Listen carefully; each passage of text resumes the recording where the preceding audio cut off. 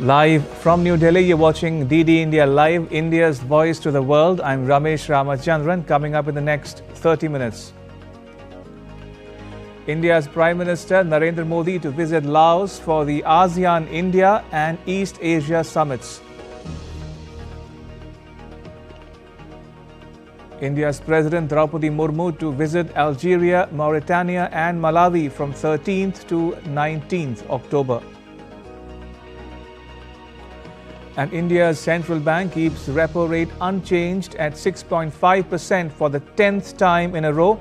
Reserve Bank of India's governor says the share of investment in GDP reaches its highest level since 2012.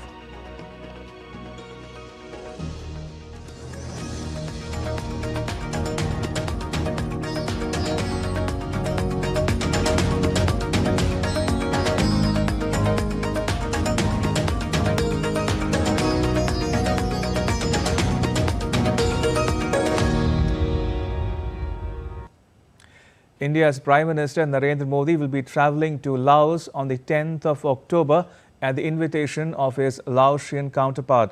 He'd be on a two-day visit for attending the 21st ASEAN-India Summit and the 19th East Asia Summit.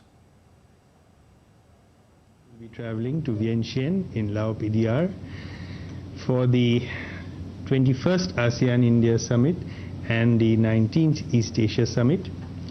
At the invitation of His Excellency Prime Minister Sifandon of Laos PDR, the visit will be over 10th and 11th of October. The significance of this particular summit will be that it is the 10th anniversary of Prime Minister's Act East policy. Prime Minister will, along with other heads of state and government of ASEAN countries, review the progress in the relations between India and ASEAN over this time, and they will chart the future direction of our relationship. The Lao ASEAN, a unique edition of a perfume by an Indian origin entrepreneur, Sakthavi Chaudhary, is being given to delegates and VVIPs at the ASEAN Summit. Chaudhary has developed this perfume under the motto of Product of Lao and Gift of ASEAN. He would be gifting it to India's Prime Minister Narendra Modi during his visit to Laos. An Indian origin entrepreneur, Chaudhary set up a first-of-its-kind perfume factory in Laos in 2014. He exports fragrances to the Gulf, China and South Korea. Indian community in Vientiane is excited to welcome Prime Minister Narendra Modi to Laos PDR, and we are joined in by first-generation entrepreneur Mr. Chaudhary, who is the owner of a perfume brand in Vientiane in Laos PDR, and he will be presenting a very significant perfume to Prime Minister Narendra Modi. What do you have to say? What is special about this? Where's the idea come from? This is the Lao Asian perfume. We make it from the product of Lao, gift from ASEAN. And this is the chair of 2024 in the Laos, chair of in the ASEAN. And not very easy to make this perfume, because not only Laos, because if the other Asian 10 country also, I keep it always in my brain. That also one kind of challenging for me. But finally I make it. This is the Lao Asian perfume. Has there been any Indian influences in the fragrances that you create? Yes, yes, of course, there are some Indian influences is here. From some is coming from Manipur, Nagaland. Some oil I put it here also. And yes, this is last time 2006, 2007. I go with the Deputy Prime Minister and other minister together in Dubai. Then when we go to Dubai, we visited so many perfume shop. Then that time is our Prime Minister said, Deputy Prime Minister, why not making the made in Laos perfume? Then I have promised to him. I promised to okay, one day I will make the made in Laos perfume. You're also known to create a perfume from the traditional, or we can say a special Lao flower. What is that? Yes, special Lao flower is the Dok Champa. Dok Champa is the national flower in the Laos. When they have the Basi ceremony, welcoming, or you have to go they have the festival, the water festival. That time is that flower is coming. This is the national flower. What is the excitement to welcome Prime Minister Narendra Modi here in Vientiane? Yeah, of course. I'm very exciting to meet him tomorrow. Going to tomorrow meet because all our community also waiting for meet him. This is the leader who is the ASEAN leader in the all over world leader in the Narendra Modi ji. Of course, we are very much exciting. Especially for myself, I'm very exciting to meet him tomorrow. So here we see that the excitement is there in the diaspora, and not only that, the entrepreneurs, Indian origin entrepreneurs, are growing significantly in Laos. What we also definitely see is that in a small community, the small Indian community that resides in Laos PDR has got a very significant contribution to the country of Laos PDR. With camera person Mohit Joshi, this is Meghna Dev for DD India from Vientiane. And India's President Draupadi Murmu will embark on a state visit to Algeria, Mauritania and Malawi from 13th to 19th October. It would be the first ever visit by an Indian head of state to the three African nations. At the invitation of the President of People's Democratic Republic of Algeria, His Excellency Mr. Abdelmajid Tebboune, Honorable Rashtrapati Ji will be undertaking a state visit to Algeria from 13 to 15 October 2024. This will be the first ever visit by the President of India to Algeria, and a visit at the level of head of state or head of government after 39 years. India's Finance Minister Nirmala Sitaraman said that the carbon border adjustment mechanism of the EU is against the interests of countries such as India. The CBAM is a carbon tariff on imported goods to the European Union that must disclose the carbon cost of production. It is currently in a transitional phase up to 2025 and is expected to take effect in 2026. It will adversely impact India's exports of iron, steel and aluminium to the EU. Have unilateral measures like the CBAM, the cross-border adjustment mechanism which is coming, which is going to hurt our industry. I'm not sure whether it is WTO compliant, but we have been told this, well, it could be WTO compliant, but I think it's unilateral, and as a country which has proven its record, and for international agencies to have recognized that India is keeping its commitment and fulfilling it, to have to face unilateral measures like this will be the challenge for which I am not sure how we can foresee, because there's not going to be one, there can be many, but they are unilateral and are not helpful. While talking to the Financial Times at the FT Energy Transition Summit in New Delhi, the minister highlighted that India has fulfilled its COP21 commitments well before schedule. She said all forms of non-fossil fuel energy are being promoted to provide the right traction for growth and transition. Mileposts which are before me, 2030, and then thereafter, yes, I'm on track, because the number of specific achievements which makes me feel that 2030 will be achieved probably well in time, like the way we've done before.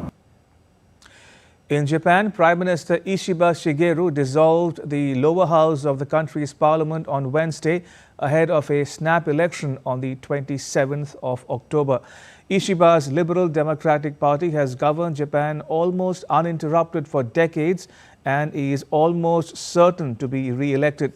Ishiba replaced Kishida Fumio as the leader of the party earlier this month, whose government had suffered from record low approval ratings because of slush fund scandals that stoked public distrust in the LDP and voter discontent over rising prices. Israel's Prime Minister Benjamin Netanyahu has urged Lebanese people to free their country from Hezbollah, urging the Lebanese to oust Hezbollah in an address directed at them. Mr. Netanyahu said this could help Lebanon avoid destruction and suffering like we see in Gaza. You have an opportunity that hasn't existed in decades. An opportunity to take care of the future of your children and grandchildren. You have an opportunity to save Lebanon before it falls into the abyss of a long war that will lead to destruction and suffering like we see in Gaza. In a stabbing attack in the Israeli city of Hadera, at least 6 people were wounded, 2 of them seriously. According to Israeli authorities, the terrorist has been neutralized. Until now, the country's police has not provided any other details. Israel has been on high security alert since the Hamas assault a year ago sparked the war in Gaza. Iran's Foreign Minister Abbas Araghchi will discuss bilateral issues and efforts to secure a ceasefire in Lebanon and Gaza on his visit to Saudi Arabia on Wednesday, according to a senior Iranian official. Araghchi arrived in Riyadh earlier on Wednesday and met with the country's foreign minister, Prince Faisal bin Farhan Al Saud. Araghchi will also visit Qatar later in the day. Tehran has told Gulf Arab states that it would be unacceptable if they allow the use of their airspace or military bases for attacks against Iran and warned that any such move would draw a response, another senior Iranian source said earlier. Taiwan's Coast Guard says it seized a Chinese fishing boat and its 9 crew after the vessel was found inside the island's restricted waters. The incident took place on Tuesday near Kimai Island, which is a part of the Taipei-administered Penghu archipelago in the sensitive strait separating Taiwan and China. All right, now take a look at what else is making news around the world. A summit of Ukraine's key allies in Ramstein, Germany has been postponed after US President Joe Biden cancelled a scheduled overseas trip. It was supposed to be the highest level meeting ever of the Ramstein group of Ukraine's arms donors. Vietnam's Hanoi Department of Agriculture and Rural Development is helping farmers with recovery after the destruction because of the recent typhoon. They are providing households vegetable seeds, fertilizers and probiotic cleaning products. Financial and other aids are also being provided to the farmers. A report by International Energy Agency shows that global renewable energy capacity will be under the United Nations goal to triple renewable energy capacity by 2030 to reduce carbon emissions. The goal aspires to add more than 5,500 gigawatts of renewable energy capacity by the end of this decade. And still to come on DD India Live. India's government approves the construction of new roads along the states of Rajasthan and Punjab bordering Pakistan. And India's women's team wins a historic bronze at the Asian Table Tennis Championships.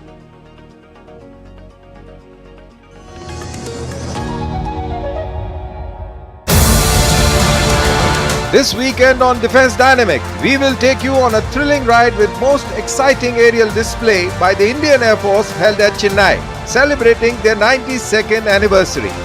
As the tensions rise in West Asia, we look at the options available with both Israel and Iran. We will tell you how US forces are deployed in this volatile region and also how will this emerging situation likely to impact upon India. We will talk about Israeli Iron Dome system and discuss India's air defense shield. All this on Defense Dynamics this Wednesday at 8:30 p.m. IST only on DD India.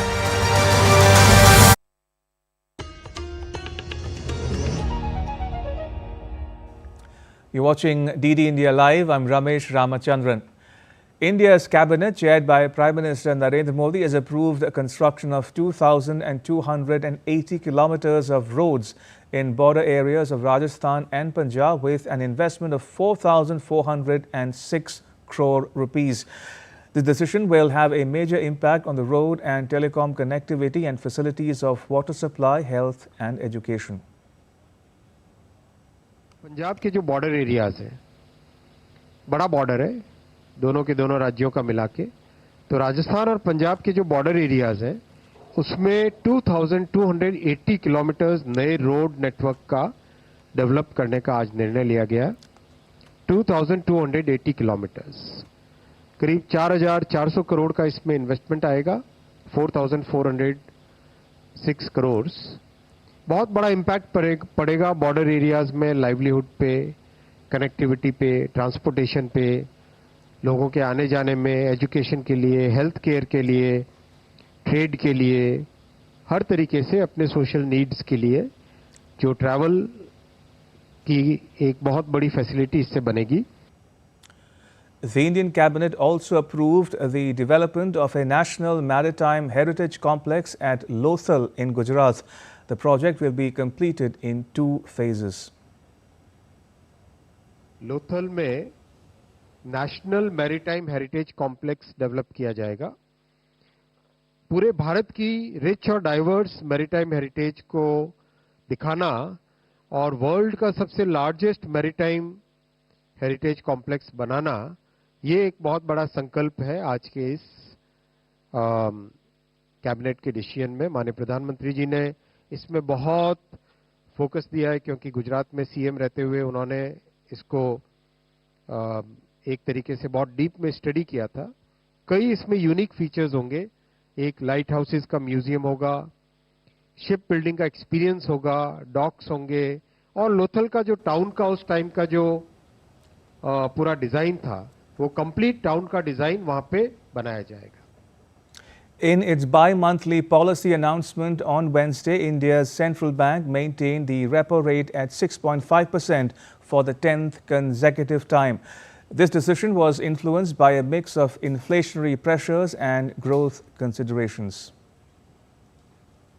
The Reserve Bank of India has maintained the repo rate at 6.5%, keeping borrowing costs stable. The Monetary Policy Committee also decided to change the monetary policy stance to neutral and to remain unambiguously focused on a durable alignment of inflation with the target while supporting growth.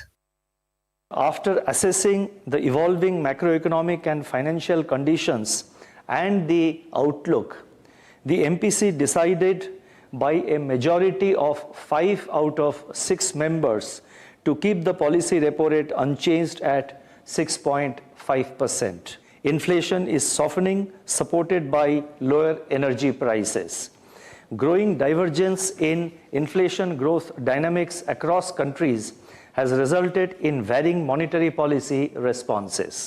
The GDP growth forecasts were revised slightly downward, reflecting global economic uncertainties and domestic demand challenges. Real GDP grew by 6.7% in the first quarter of this financial year, that is 24-25. The share of investment in GDP reached its highest level since 2012-13. Government expenditure, on the other hand, contracted during the first quarter. The industry views the neutral stance as an indicator of the central bank lowering the interest rate in the upcoming months. I believe the governor has taken into consideration the fact that there is likely to be good crops coming out because of the weather has been good, climate has been good. The new crops are likely to give good returns to the farmers, which will bring prices down. So hopefully in the Jan-Feb-March quarter, we'll see an easing of the concern that we have, and we can possibly bring inflation down. The RBI, in other measures, plans to expand the restriction on prepayment penalties. This extension will apply not only to individual borrowers of non-business loans, but also to loans taken out by micro and small enterprises. To prevent wrongful credit and fraud, the RBI will now require account holders to verify the beneficiary's account before making a transfer. This verification feature will be implemented for NEFT and RTGS transactions, similar to what is currently available for UPI and IMPS. The Reserve Bank of India faces multiple challenges both on the domestic and international front. It could be seen that the central bank is laying foundation for gradual easing cycle, but it will have to ensure a balance between growth stimulation and inflation control. With camera person Kapil Maske, this is Shama Mishra for DD India, Mumbai. India's global influence continues to rise as seen in its strong partnership with Germany. On the sidelines of the Hamburg Sustainability Summit, Germany's Vice-Chancellor Dr. Robert Habeck warmly welcomed India's Minister Prahlad Joshi, underscoring the growing collaboration between the two nations in renewable energy and sustainable development. Germany and India share a relationship grounded in trusted values and mutual respect. The spirit of partnership was on full display as Germany's Vice Chancellor Dr. Robert Habeck warmly welcomed India's Union Minister Prahlad Joshi on the sidelines of Hamburg's Sustainability Summit in Germany, a gesture underscoring the importance of the growing ties. Dr. Habeck, effectively Germany's number 2 after Chancellor Olaf Scholz, went above and beyond in hosting India's Union Minister for New and Renewable Energy Prahlad Joshi. In a rare diplomatic gesture, Habeck personally greeted Minister Joshi at the entrance of the Federal Ministry of Economic Affairs and Climate Action, showcasing his commitment to the partnership. A special guided tour of the ministry followed, highlighting Germany's dedication to strengthening ties with India. In return, Minister Joshi gifted a hand-carved sandalwood elephant, symbolizing India's rich cultural heritage. The leaders held a crucial bilateral meeting focusing on advancing cooperation in renewable energy. Dr. Habeck lauded India's impressive strides in renewable energy over the last decade, praising its ambitious mission 500 gigawatt. The discussions marked a pivotal moment in the deepening of energy ties between these two global players. The meeting also delved into emerging opportunities in green hydrogen, offshore wind, biogas and solar waste recycling. Dr. Habeck expressed his confidence that India, with its visionary green energy policies, will soon become a key source of green hydrogen for Germany, further solidifying its global leadership in sustainable energy. The growing mutual respect between Germany and India was evident in the genuine warmth and camaraderie displayed by both leaders, symbolizing the rise of India's soft power and its increasing influence on the global stage. Tapas Bhattacharya's report for DD India. India officially launched its Study in India campaign at the 20th International Education Show in Sharjah, marking a significant push to attract international students to its universities.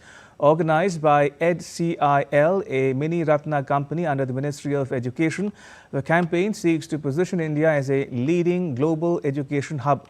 The Study in India program showcases over 590 Indian universities and institutions, offering a variety of courses and exclusive benefits such as fee waivers and scholarships for international students.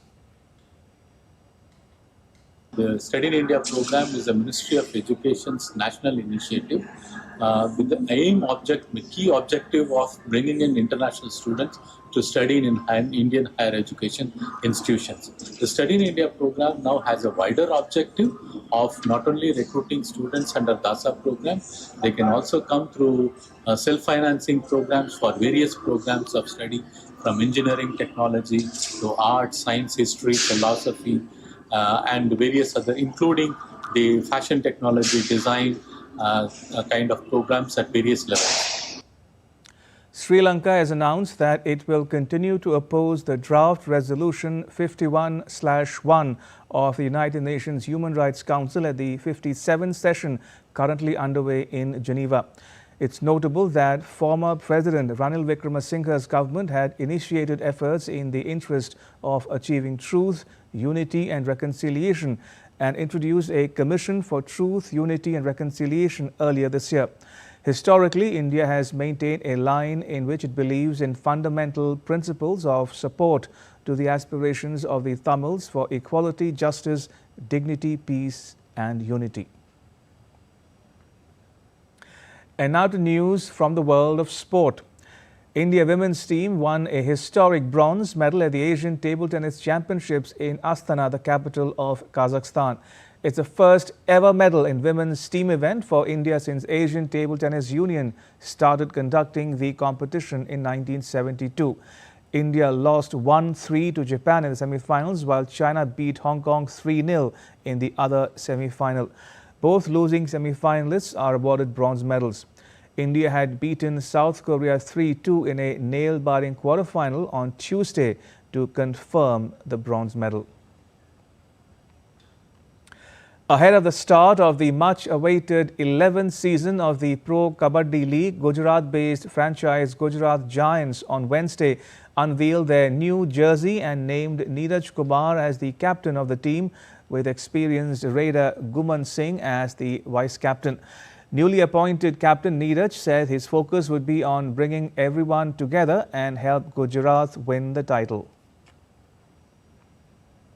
Player बहुत अच्छे हैं, गुमान है, प्रतीक है, राकेश है, सभी player बहुत अच्छे हैं, लेकिन किसी एक प्लेयर को जिम्मेदारी दी जाती है, जैसे सर ने दी है, कोच साहब ने दी है, तो मैं यही सोचता हूं कि अपनी टीम को कैसे ऊपर लेके जाना है। कोई प्लेयर का है जिसे कोई परफॉर्मेंस में नहीं है तो उसको कैसे मोटिवेट करना है, उसकी जिम्मेदारी भी मेरी है। अपने प्लेयर को कैसे ऊपर लेके जाना है, उसको कैसे सपोर्ट करना है, कोच साहब की गाइडेंस के साथ उस प्लेयर को कैसे काम करना है, कैसे उससे काम लेना है, तो एक जिम्मेदारी है। और मैं भी यही सोचता हूँ कि हम पूरी टीम को एक साथ लेके चलो और अच्छा परफॉर्मेंस दूँ और अच्छा खेलूँ। तैयारी तो देखो हर बार करते हैं, लेकिन जब हम कोई भी टीम जब तैयार करते हैं तो हम सोचते हैं कि ऐसे प्लेयर हमारे पास हों, वैसा हमारे पास कॉम्बिनेशन हो। लेकिन जिस उम्मीद से हम अब की बार ऑक्शन में गए और जो हमने प्लानिंग किया, काफ़ी हद तक हमारा ऑक्शन उस पर सक्सेस हुआ और उसी हिसाब से हमने टीम चूज़ की। और जिस गोल के साथ हम ऑक्शन में गए और अभी जो गोल हमारा है कि हम ट्रॉफ़ी उठाएं, उसी हिसाब की टीम हमने चूज़ की। और सभी प्लेयर बहुत फिट हैं और यंग हैं। सबसे बड़ी बात यह है कि कोई भी ऐसा और एक्सपीरियंस भी साथ में है कि 4-5 सीज़न से हमारे पास जो एक्सपीरियंस प्लेयर हैं वो भी हमारे साथ हैं। तो जिस हिसाब से हमने तैयारी की है तो एक ही गोल है कि चैम्पियन बनना है। And with that, it's a wrap on this edition of DD India Live. You can get all the latest news and updates on the DD India mobile app. It's available on Android and iOS platforms. You can scan the QR code on the screen to download it. Let us know your thoughts on the news of the day. You can connect with us on Facebook, X and Instagram. You can also check out our website ddindia.co.in. We'll be back with more news as it breaks here on DD India. I'm Ramesh Ramachandran. From all of us here in New Delhi, thanks for watching DD India Live.